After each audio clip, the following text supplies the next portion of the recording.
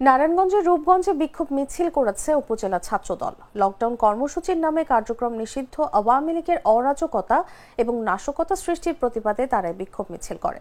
মঙ্গলবার বিকেলে জেলা ছাত্রদলের সাবেক সিনিয়র সহসভাপতি সুলতান মাহমুদের নেতৃত্বে বিক্ষোভ মিছিলটি পূর্বাচলের ৩০০ ফিট সড়ক প্রদক্ষিণ করে পূর্বাচল শ্রম মার্কেট এলাকায় গিয়ে সংক্ষিপ্ত সমাবেশে শেষ হয়। সংক্ষিপ্ত সমাবেশে সুলতান মাহমুদ বলেন, আওয়ামী লীগ দেশকে অস্থিতিশীল করতে চায়, তারা এখন ছলচাতুরি শুরু করেছে।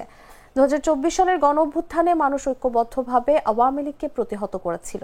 আগামী 13 নভেম্বর আওয়ামী লীগের ডাকা ঢাকা লকডাউন কর্মসূচিও প্রতিহত করা হবে।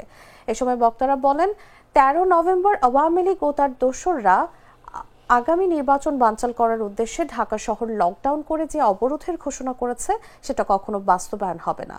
তাদের বিরুদ্ধে ছাত্রদল সর্বদা মহাসড়ক সহ দেশের বিভিন্ন স্থানে আনাচে কানাচে অতন্ত্র প্রহরী হিসেবে থাকবে। তাদের যে কোনো নীল নকশা বানচাল করতে ছাত্রদল সর্বদা প্রস্তুত আছে। আওয়ামী লীগের দোসররা একটা প্রোগ্রাম শুরু করেছে। প্রোগ্রামটা হলো ঢাকা অবরোধ।